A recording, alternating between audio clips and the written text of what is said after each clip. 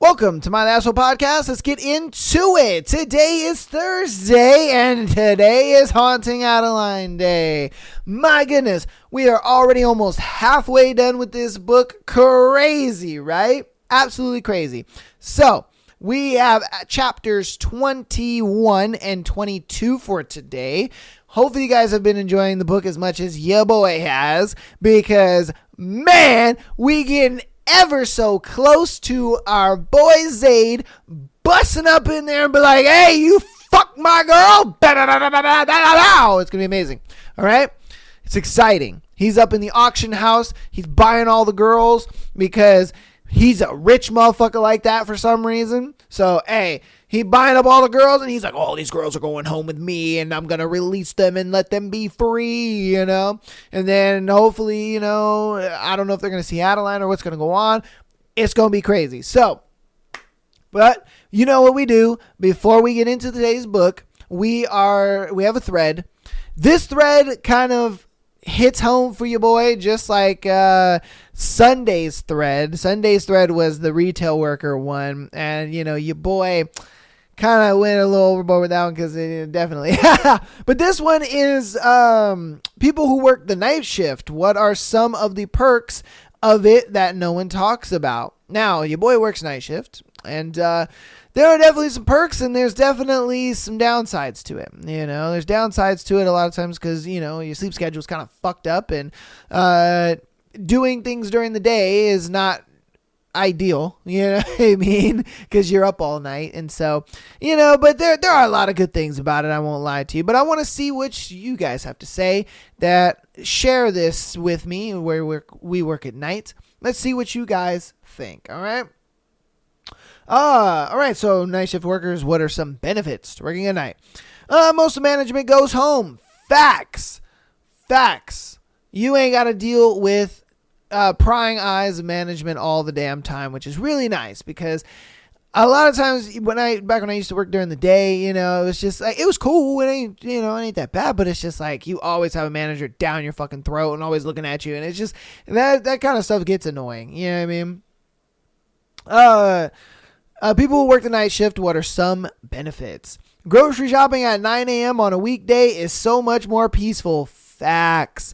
I go grocery shopping at like 7 a.m. and it is so nice because nobody is there. I don't have to deal with long lines. I don't have to deal with kids screaming. I don't have to deal with other customers and all. I ain't got to deal with shit. I can get up in and I can get out as quick as I possibly want. It is so nice. Yeah, most definitely. All right, night shift workers, what is some benefits? For some reason, most night shifts I work with are pretty chill and cool people. Do work, go home, less drama. Yes and no. If I'm being honest with you, there's still some drama that be going on. Not as much as the day crew, because the day crew, obviously, you know, that's where the bitches be at. Let's be real. All right? Like I'm talking to, you know what I mean? Y'all my peoples, like, you know, the bitches be on daytime. So a lot of times, you know, there be relationship drama going on. At night, a lot of times, it's work shit. It's just, why is so-and-so not doing something? Why is this person get to do this and I got to do that? And trust me, there's still drama. It just ain't the same kind of drama. You know what I mean? Yeah, that's the worst part about it. But yeah, there's definitely drama still. All right, people who work night shifts, what are some benefits? Pro, fewer crazies. Cons, those crazies that do come in are usually called the police type crazy.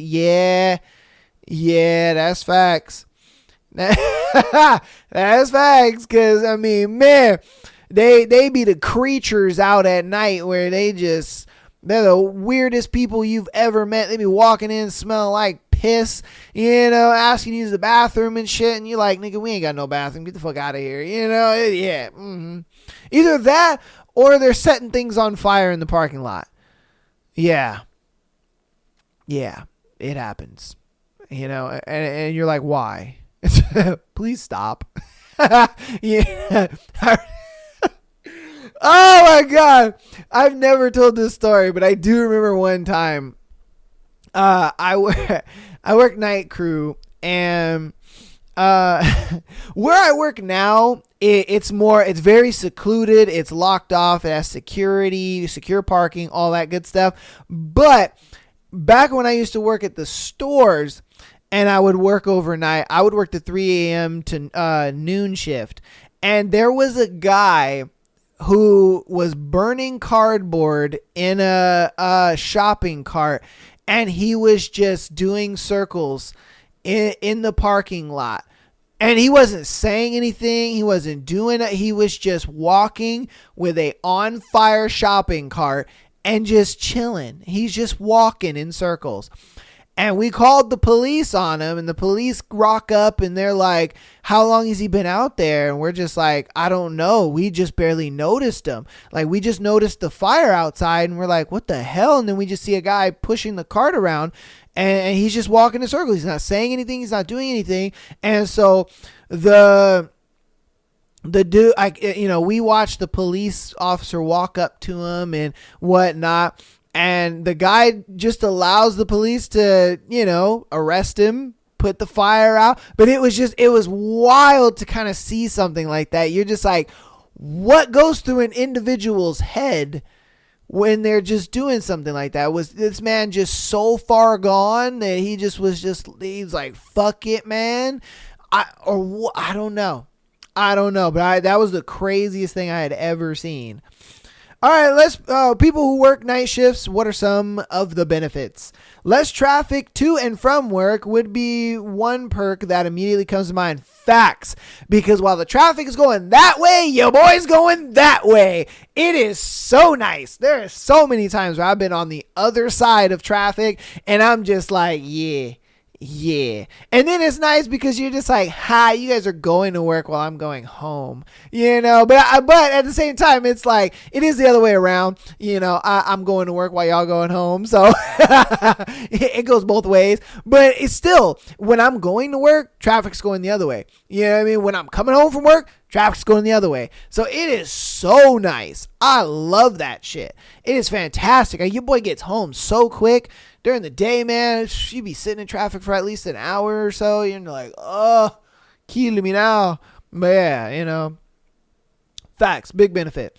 All right, people who work night shift. What are some benefits? I work 3 to 12s weeknights. Facts. I used to work that. Friday, Sunday. It means I have all the time I need with my kids during the week, and I don't pay for childcare. Also, my hospital pays a good bonus for night shifts. So, more money, no children care costs. The Sunday to Monday transition can be rough, though. Facts. Because for your boy, oh man, when I get those couple days off and then I gotta go back to work, it is like, that transition's rough. I ain't gonna lie, but it is nice. You know what I mean? The time that you do get to spend off, and then time you get to kind of be at home, you can get shit done too, which is really nice. People work night shift. What are some benefits? As a nurse, I love night shifts. It's either Nutter City and it goes by fast, or it's chill and you can relax in between patients. As others have said, biggest perks are zero senior management running around micromanaging and making things worse, and traffic home is awesome. Facts. People who work night shifts, what are some of the benefits? Pros, more pay and no boss around. Cons, fucks up your sleep schedule. Facts. Woo! I hate my sleep schedule, man, because my sleep schedule through the week is broken up in 4-hour increments. So I get to sleep 4 hours in the morning, and then I wake up and I have to eat breakfast and get things done, whether it's grocery shopping, go get a haircut, clean around the house, whatever the case may be. I got to do stuff. And then I go back to bed for another 4 hours so then I can wake up rested for work. And it ain't the best, but it gets the job done. You know what I mean? And it's a lot of alarms.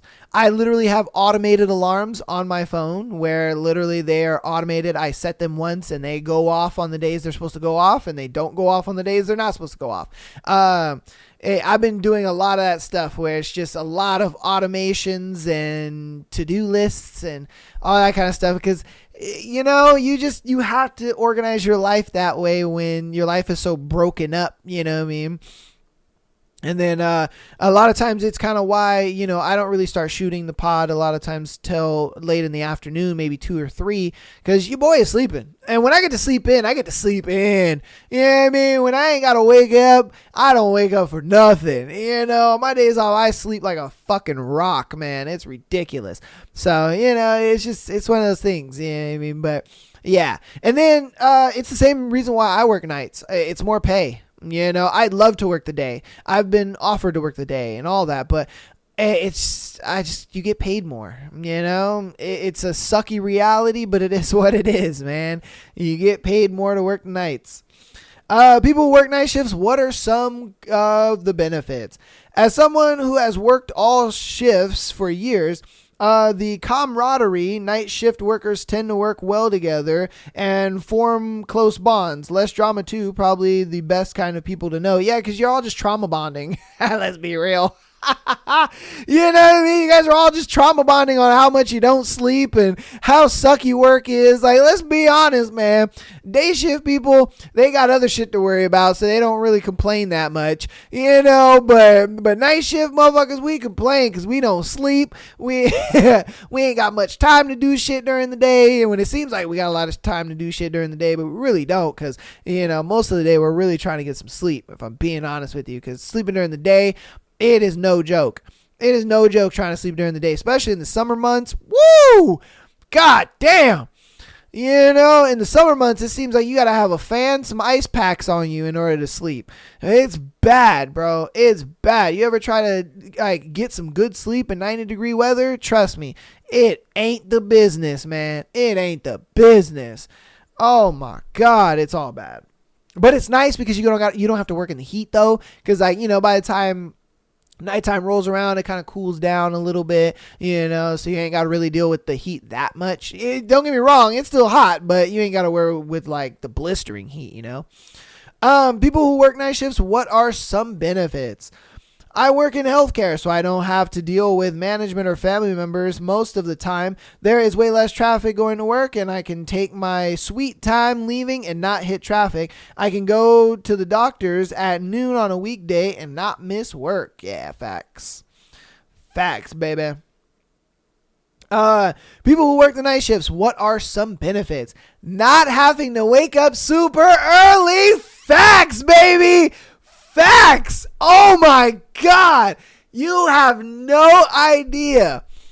Like people who don't work the night shift, they don't understand how easier it is to wake up like 6, 7 in the afternoon and then go to work versus 6 or 7 in the morning and then go to work. 6 or 7 in the morning to go to work, you are just like, I am dead to the world and I fucking hate everything in the entire world. You wake up 6, maybe 7 in the afternoon, you're like, I guess I gotta go to work. You know what I mean? It changes the game, bro. Oh my God. It changes the game. I ain't gonna lie to you. It's a different breed.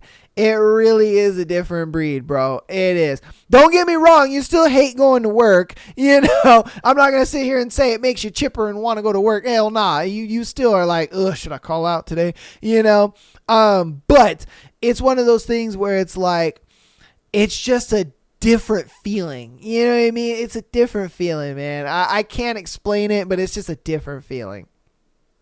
All right. Let's see. People who work night shifts, what are some of the benefits? It's quiet. You don't really appreciate how loud the day is until you're awake all night, lots of nights in a row, and not just human stuff either, but all the natural stuff as well that's never loud enough to be heard over the cars and talking and moving, but that your brain has noticed anyway. 3 a.m. I can hear things a mile away easy, and it's so much easier to think without all that noise. Facts. It is pretty peaceful working at night sometimes, you know what I mean? Because you're not really dealing with the hustle and bustle. For me, though, I work in a warehouse environment, so I don't really get that quiet, but when I'm on lunch breaks and stuff like that, it is different because, it's like, oh, dang, you kind of just notice shit. You're like, wow, it's quiet. You know what I mean? It's a different vibe, if you will. I hate to use that word, but, it's kind of the best way to do that. Okay, people who work night shifts, what are some of the benefits? Grocery stores are empty in the morning and it's great parking. Facts. I always get a front spot. It's amazing. It's amazing. It's like parking in the back, but you're in the front. It's amazing. Oh, it's fantastic. You know what I mean? And then, like you said, the grocery stores are empty, so it's like I can just get my shit and go. It's beautimous. Absolute beautimous. God damn. All right. Night shift workers, what are some of the benefits? Enjoying the fresh, light mornings on the way home in the summer, knowing you're off while most people are just starting their day. It's funny, we just talked about that. But there's that other way around, though. You gotta throw that in there. Like, while you're going to work, they're going home. So, you know what I mean? Yeah. But it is nice because you see all these tired people in their cars and they're like, you know what I mean? And you're just going home and you're just like, hey, I'm ready to go home, baby. Let's go. So yeah, it is a good feeling. I ain't gonna cap. It's a good feeling. People who work night shifts, what are some of the benefits? Usually it's a lot quieter and calmer. Everyone just wants to chill and get on with their job. Nobody has the energy for any bullshit. Also, the quiet walk home at 6 a.m. when the sun is coming up and the streets are empty is really nice. Also, it's nice because a lot of graveyard workers, we just wear headphones. So we don't really talk to each other, if I'm being honest with you. We don't. I mean, unless we need to converse with each other, unless we need to communicate for something, we wear earbuds and we just don't really talk to each other. And I think that's why a lot of times we don't really fight or there's not a lot of drama because we're either listening to podcasts, we're listening to music, you're on the phone, you know what I mean? There are some people that I've noticed they're on the phone with their significant others or something like that. But yeah, I mean, it's just a simple thing where it's like, we just don't fucking talk to each other. There's no real social interacting. Sure, you can social interact. There are times when, what I mean, you guys can be on lunch or whatever, but for the most part, I would say about 80% of the time, we're just chit-chatting, chilling. We're just putting the earbud in and, you know what I mean? We're just doing our work. And it's like, oh yeah, oh hey, what's up, buddy? Da-da-da-da. Oh, okay, cool. And then you get back, and that's really it. Yeah, it's kind of nice. All right. Let's see. All right. A lot of them are just kind of the same stuff. No traffic, grocery stores. Let's see. I like this one. People who work at night shifts, what are some of the benefits? You can binge watch shows uninterrupted. I ain't gonna lie. Yeah. I do be watching shows at work. I ain't gonna cap. During the slow times, bro, you boy be watching shows. I ain't gonna lie, man. And, during the slow time, you just like, yeah. Oh, yeah, nah, I be watching K-dramas like a motherfucker, man. I ain't gonna lie to you. Yeah, he's right about that. Definitely right about that. Yeah, a lot of the other stuff is just kind of the same stuff. You know what I mean? All right, that's going to go ahead and be that thread, man. Hope you guys enjoyed that thread. And that one was definitely one that was very relatable for me just because I work nights, I do work them. I work them by choice just because, again, it makes more money, and there's some perks to it, you know what I mean? And it's nice because you don't really deal with the drama of the daytime. You don't really deal with the drama of management and stuff like that. You kind of just can do your own thing at your own pace. And as long as the job gets done, they don't really bother you, So it's really nice. But I hope you guys enjoyed that. If you guys are night crew workers or, you are a night crew worker yourself, definitely get down in the comments and let me know what you think. What are the benefits to being a nighttime worker? But without further ado, though, I'm going to get through announcements as super fast as I can, and then we're going to get right into Haunting Adeline, you guys' favorite part of the show. All right, so patreon.com/MyTheAsshole Podcast, get an exclusive episode every single Friday, as well as being able to send in your scenarios to be featured on Tuesday and Sunday episodes, all right? You can send me scenarios on Instagram and TikTok and stuff like that if you wish. It's just the people who send them on Patreon, they obviously get dibs. So just saying. All right. So, don't think I'm like not seeing you guys send stuff on TikTok and Instagram. Like, don't worry, your boys got you. If you're an audio listener, keep downloading the podcast as well as rating us 5 stars. Helps out a lot, and it's free, baby. It's 2 clicks and it's free. And they say if it's for free, then it's for me. And if you want to help us out on the free 99 side of things, go ahead and follow us on Instagram, TikTok, as well as YouTube. All the links are down in the description. If you haven't caught up to where we are in the book today, definitely get down in the description. There is a link that does say Haunting Adeline Book 2, all episodes. It's gonna be in there. There is book 1 and book 2, so it'll say Haunting Adeline, all episodes, I think 1 through 40, or chapters 1 through 42, and then it's gonna be Haunting Adeline Book 2, all episodes. So make sure you know which link you're clicking. There is a Spotify and a YouTube link. So if you're watching on Spotify, you can do that. If you're watching on YouTube, you can do that. All right. So I got you guys. Get caught up if you haven't already. But without further ado, let's get into chapters 21 and 22 of Haunting Adeline. All right. Chapter 21. The Hunter. Motherfucker, I will fuck you up. Dare snaps from his computer chair, his chin tipped over his shoulder as he glares at me. I roll my eyes. You say that every time and never do. I wouldn't mind if he tried. These men are trained killers just as I am, and a good old-fashioned fistfight might serve to release some of the tension crammed in my muscles. The weight of carrying frustration, anger, and anxiety in my bones is taking a toll.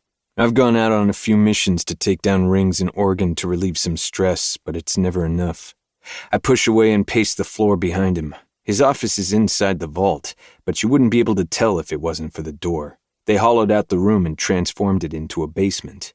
Right at the round entrance is a staircase that leads you down to the bottom, which has been expanded to run beneath the ground floor, where Case's work area is.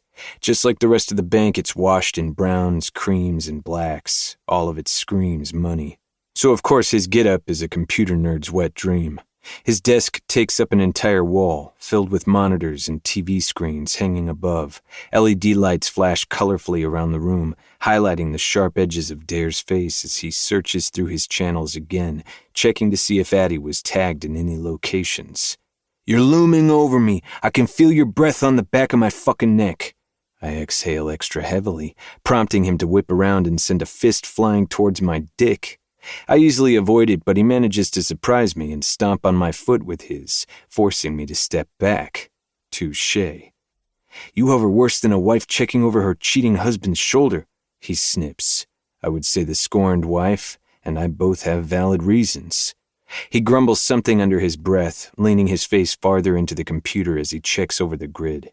His pet kneels beside us, head cast down, but I catch the hint of a smile on her face.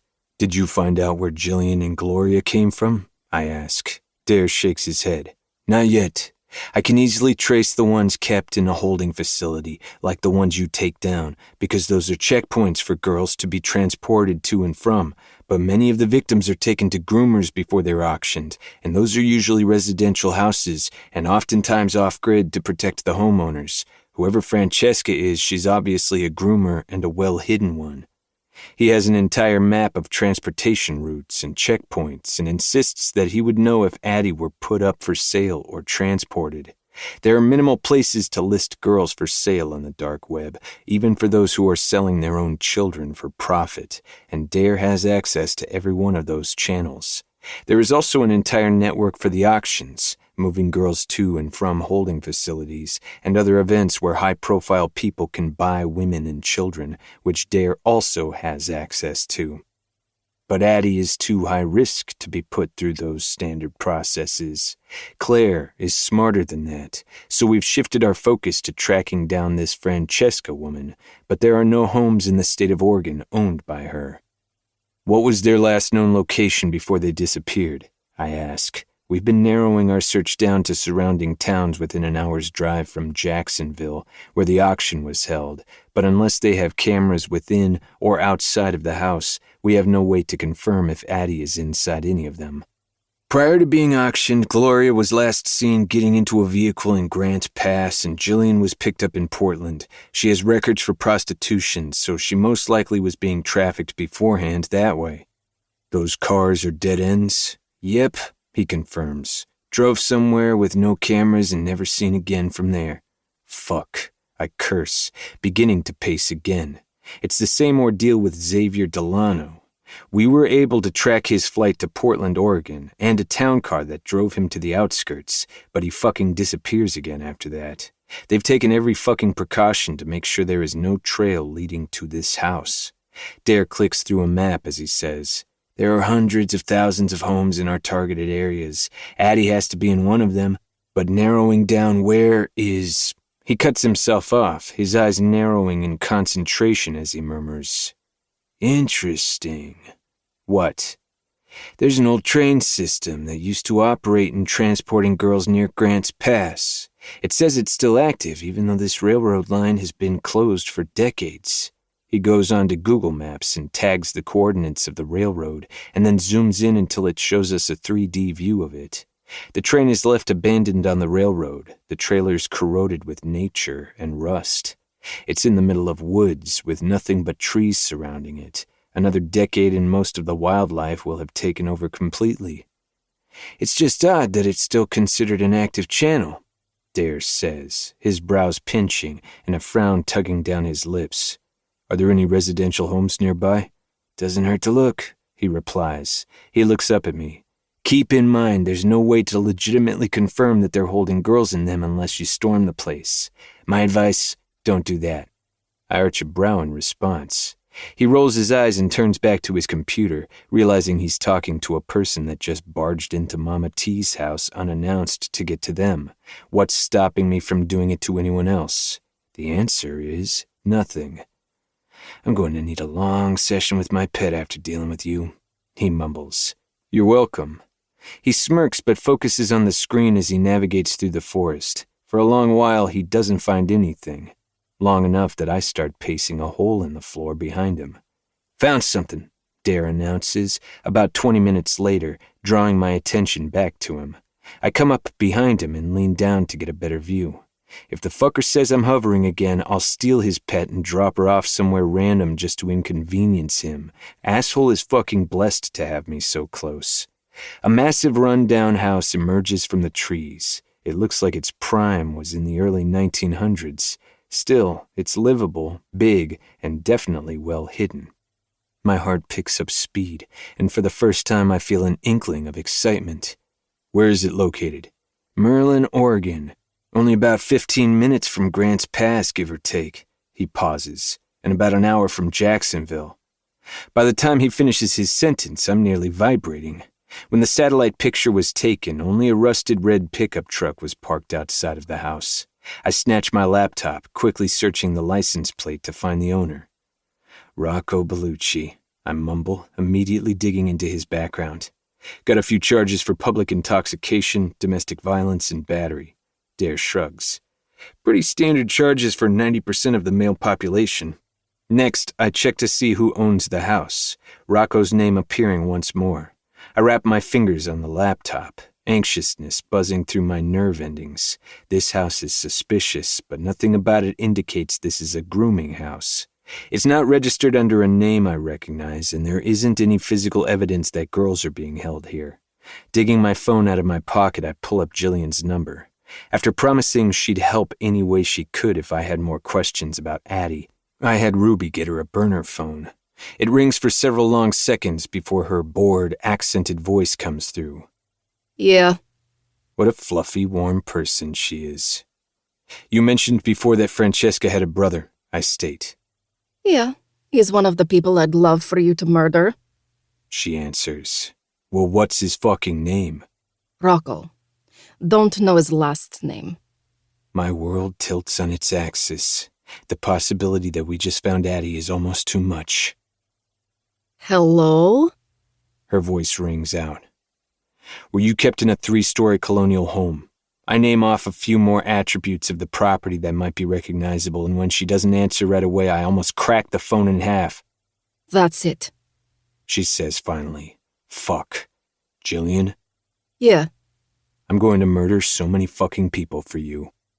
The last thing I hear is her snorting before I hang up the phone, and I look up to meet Dare's rounded eyes. We found her? We fucking found her, I confirm, immediately pulling up directions to the house. It'll take about 4 hours to get to Merlin from Portland, but I need to prepare first. I won't know how many people will be occupying the house beforehand, so it'll be necessary to have Jay in my ear and Michael and Ruby with me in case there are more girls being held there. I'll have several more mercenaries following close behind if I need backup. Z? I look up. What if she isn't there anymore? My eye twitches from the mere thought. The possibility is high, but at least I'll have the people in my hands that can lead me straight to her.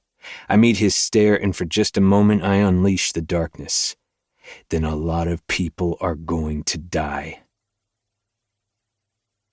I have news, Jay says through the car speaker. It's 6 o'clock in the morning and still pitch black, the sun not even broaching the horizon yet.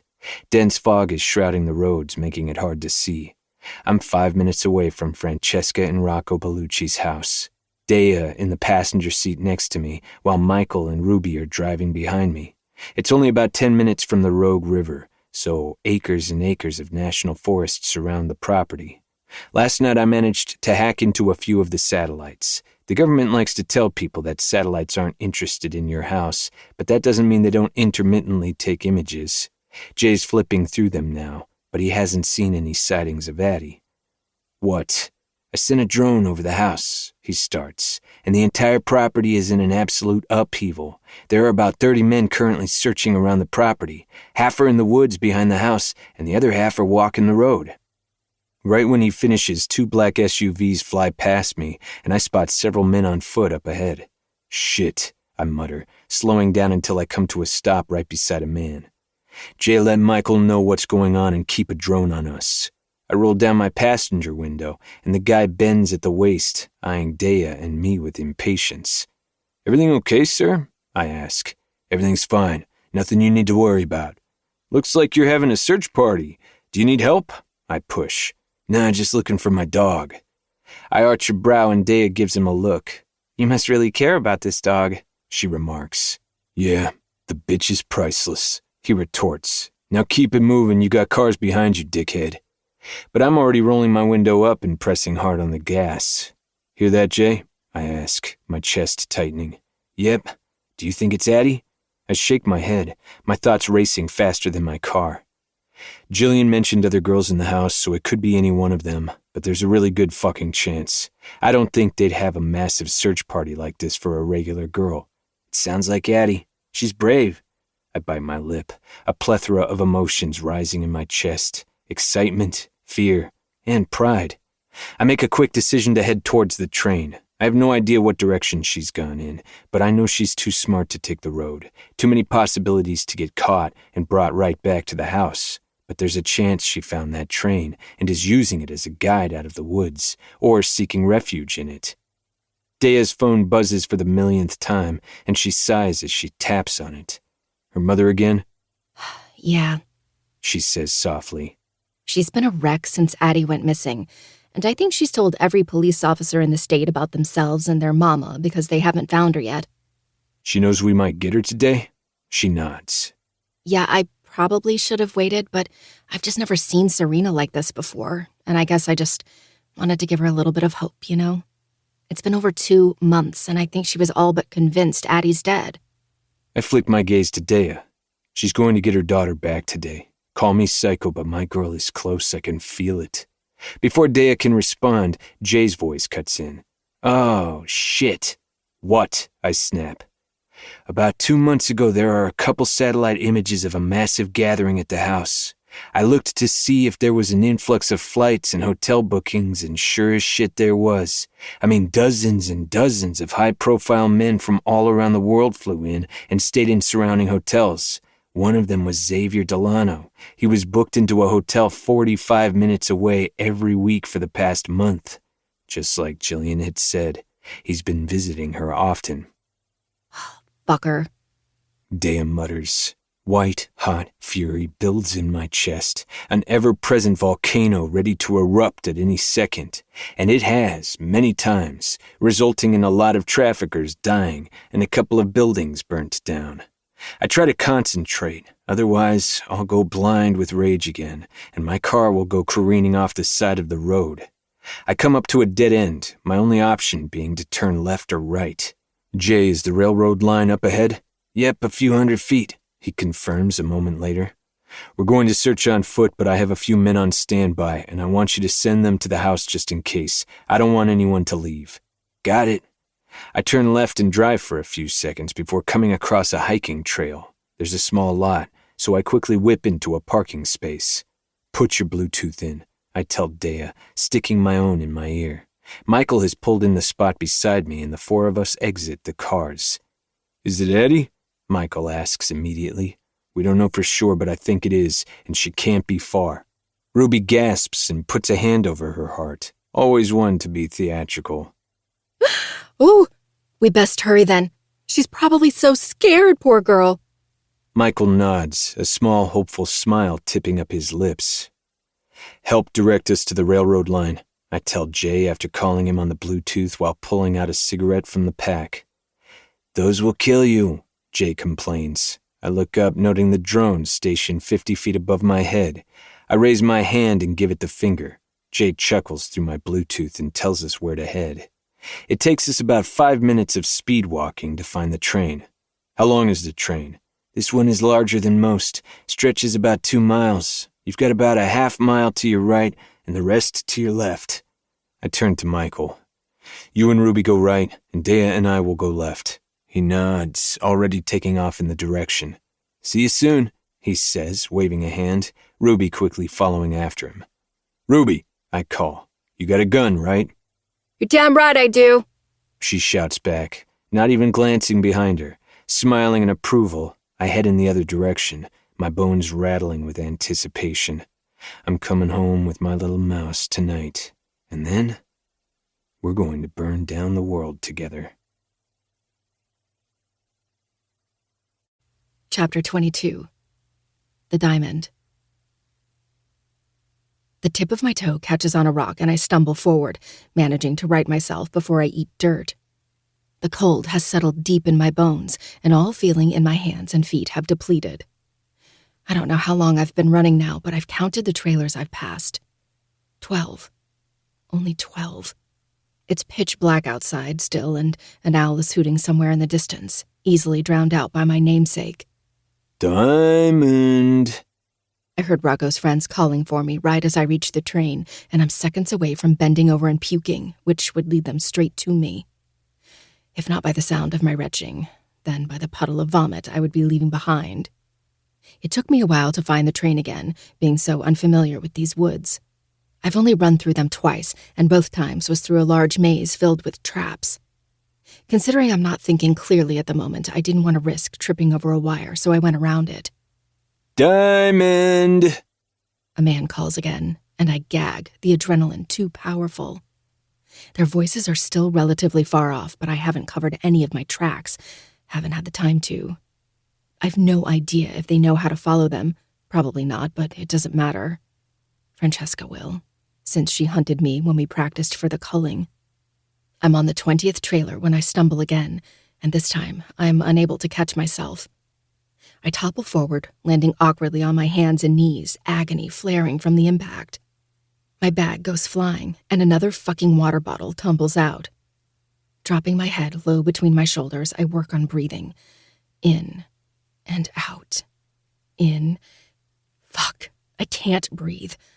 My numb face contorts, and a sob crawls up my throat like the itsy-bitsy spider.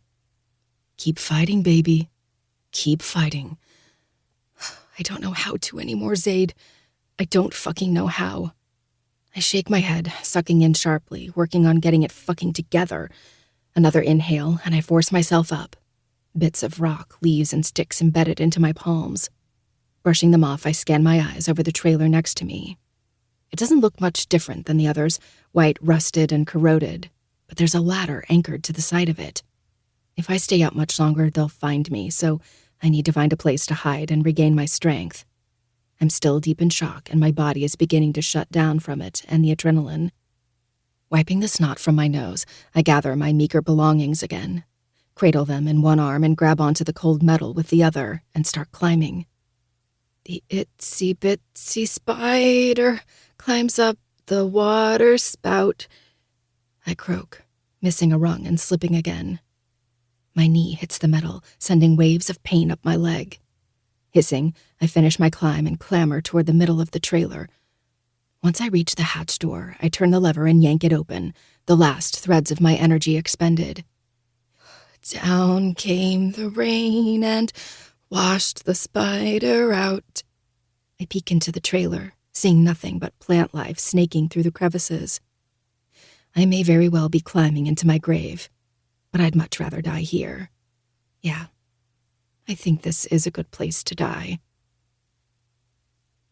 I awake to the feeling of something skittering across my leg. I'm instantly gripped in panic and shoot forward, a sharp yelp on the tip of my tongue. For a moment, I'm convinced I'm back in that house, straddling Sydney with that pen in my hand. It takes several moments of taking deep breaths for the panic to subside and my surroundings to bleed back into my vision.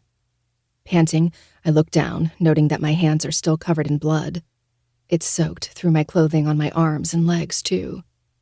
My skin is itchy and irritated, and I can feel it flaking off me. Groggy, freezing, and uncomfortable, I look around the inside of the trailer I'm in. Vines grow up through the cracks, and it's dirty and stifling in here, but otherwise empty. I left the top hatch cracked, and a strand of morning light filters in, providing enough illumination to see clearly. A groan rumbles from my throat, my back aching from my stiff position. Just as I readjust, I pause, noticing a brown squirrel sitting several feet away, sniffing the ground and keeping a close eye on me. "Hey, cutie," I whisper, my voice hoarse with sleep. I titter, and with absolute fascination watch it slowly come closer until it's within inches from me. It darts out of the way when I try to pet it, so I back off. "What's your name?" I whisper, smiling when it hops on my leg, its tiny claws digging past the fabric of my joggers. For several minutes, the curious squirrel and I observe each other, and for the first time in months, I feel a little lighter. This little creature is so small and insignificant to most, yet watching it clean its little face has my eyes filling with tears. I've been surrounded by hollow corpses for so long that it's shocking to see something so alive. I sniffle, wiping away the wet trails from my cheeks, only for them to be replaced with more. "My Nana loved watching the squirrels from the bay window, you know," I say aloud. "So, I'm going to call you May. Her birthday was in May, and I think she'd love you." The squirrel titters, crawling down my leg towards my foot. I laugh when it nibbles at the tip of my shoe, tugging on the material slightly.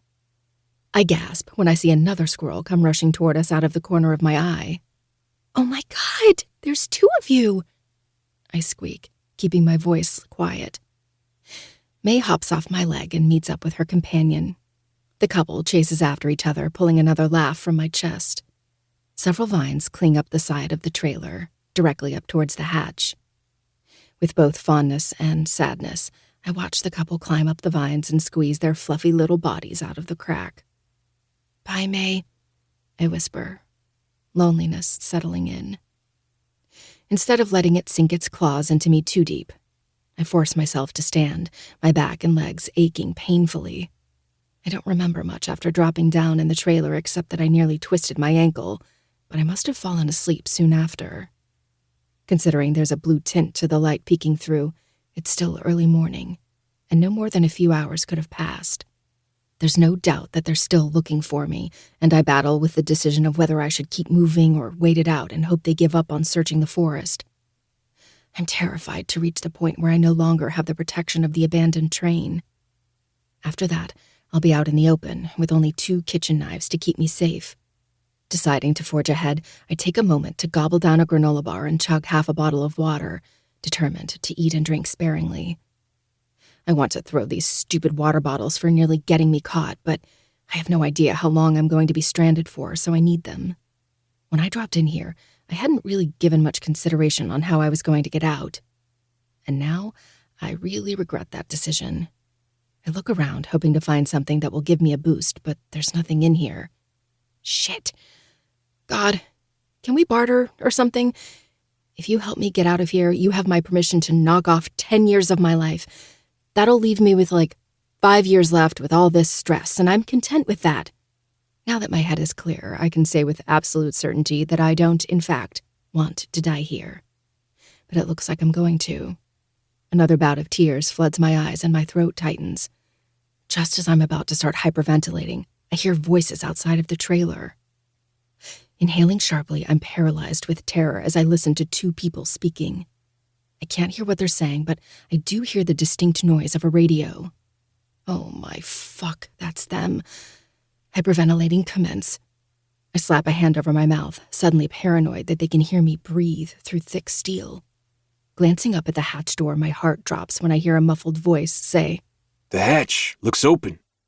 Absolute terror consumes me, and the only thing I can think to do is quietly grab both of my knives, fisting one in each hand, and head towards the far corner of the trailer where most of the shadows are converged. Obviously, that's going to accomplish absolutely nothing when they open the door and look inside. But there's literally nothing else I can do. Not until they come down here. The sound of someone jumping on the side of the trailer reverberates throughout the metal and along my body, sending my heart flying into my throat. I grip the knives tightly, shaking violently as I hear the man crawl up the trailer. "Hey!" A voice calls loudly.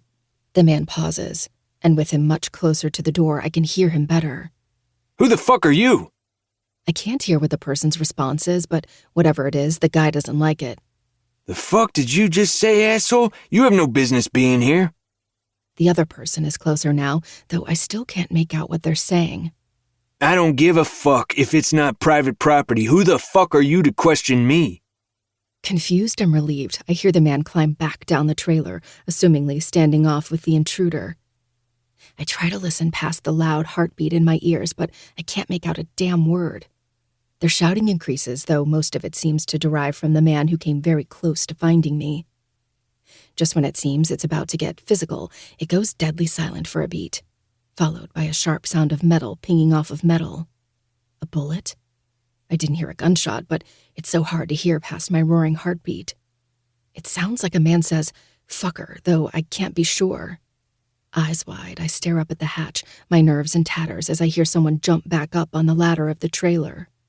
Oh no. No, no, no, no. He's back. A sob rackets up my throat, muffled by my hand as I hear the man loudly approach the hatch. If he wants me to come out, he's going to have to come get me, and there's no way I'm going without a fight. I would sooner slit my throat than go back to that house, go back to Xavier. The hatch creaks open and vomit rises up my throat. I'm on the verge of fainting until I see his face. My eyes widen further, the fear quickly replaced with disbelief. One blue eye so light it's nearly white, with a wicked scar slashing straight down through it. And one brown eye so dark it appears obsidian. I can still see his features clearly, even with the black hood drawn over his head. And right now, utter relief is staring right back at me. Zaid? "Fuck, baby. Stay right there. Don't you fucking move." "She's in there?" A female calls out urgently, her footsteps climbing the trailer now as well.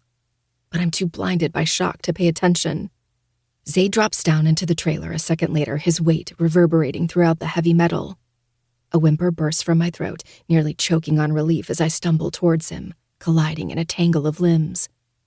He immediately lifts me into his arms, my legs circling his waist before he collapses to his knees, holding me so tightly that I can hardly draw in a breath. Total disbelief has me in a chokehold, and I'm heaving around the sobs pouring from my throat. They rack my body so profoundly that my bones rattle from the force. "I'm here, little mouse, I'm here." He chants. "Fuck, you're so cold." His voice breaks, and he rocks us both, vibrations rolling through him as he fights to keep it together. Piece by piece, we both crumble, the chips falling around us in a waterfall of anguish. And I just know that when Zaid picks up our scattered pieces and stitches us back together, we'll be forever entwined.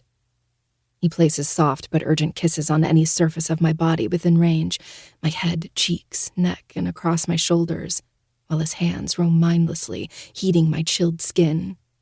Though it feels more like he's worshipping. I don't know how long we stay there, but eventually my weeping dies down, yet Zaid never stops holding me. "Addie?" A voice calls softly. My eyes widen and my head snaps up, seeing Daya's face peering down in the hatch. Her smooth, dark brown skin is wet with tears and her sage-green eyes are flooded. "Oh my God, Daya!" I croak, once more overcome with disbelief. Let's get you up, baby. Zaid urges. It's cold and the place is still swarming with people looking for you. I sniff, wipe my nose, and nod. He boosts me up and Daya grabs onto my hands, helping me out of the trailer. When I climb out, she immediately embraces me in a hug. Her hold is nearly as tight as Zaid's. "Don't you ever leave me again," she cries, voice shaky and tight. I nod, on the verge of breaking down all over again. But then a woman screeches from behind us, erupting in jumbled words that sound a lot like, "Oh my God, you found her, she must be freezing," or something like that. Daya and I pull apart to watch a red-headed woman and another man I don't recognize rush toward us. A moment later, Zaid jumps up, dangling onto the hatch and lifting himself up with ease. "You found her!" the woman shouts again. Jesus, Ruby, don't announce it to the world. There are still people around searching for her. Zaid snaps. She waves a hand, unconcerned. "You'll get him!" And he will. On the ground are 2 dead bodies, bleeding from what looks like their chests. "How did you—" "Literally took 2 steps to the side and shot them both through the chest with 1 damn bullet." Daya answers for him, glancing at me with a look that says, he's fucking crazy, but also kind of cool. Approaching the trailer, Ruby pinches her hands, indicating for me to climb down to her. "Come on, honey. I'll get you warmed up." I just stare at her, my brain submerged in a pool of gelatin, slow to process what's happening. After Daya softly nudges me, I shakily descend the ladder, my feet nearly slipping on the rungs. The woman, who must be Ruby, wraps an arm around me the moment my feet hit the dirt. "You're safe now, honey," she croons, rubbing my bicep to warm me up as she walks me along the abandoned train. I glance over my shoulder and spot Zaid a few feet behind. His eyes laser-focused on me, as if he's convinced I'll disappear if he looks away for even a second. I'm safe now. Yet, it still feels like I'm in hell.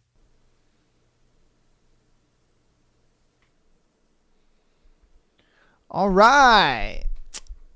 And that was chapters 21 and 22. All right, our boy Zaid finally found Adeline. Let's go, baby. And he's already been killing motherfuckers. Hey, rightfully so, though. You know what I mean? He's like, hey, you took my woman. You know what I mean? I just, whoo. I can't wait to see how he's going to dispatch with everybody else. And we'll see that happen next week. All right, so stay tuned. Love you all. I'll see you on Friday if you're on Patreon, and I'll see you on Tuesday if you're a free 99 person. Love you all. See you later. Peace.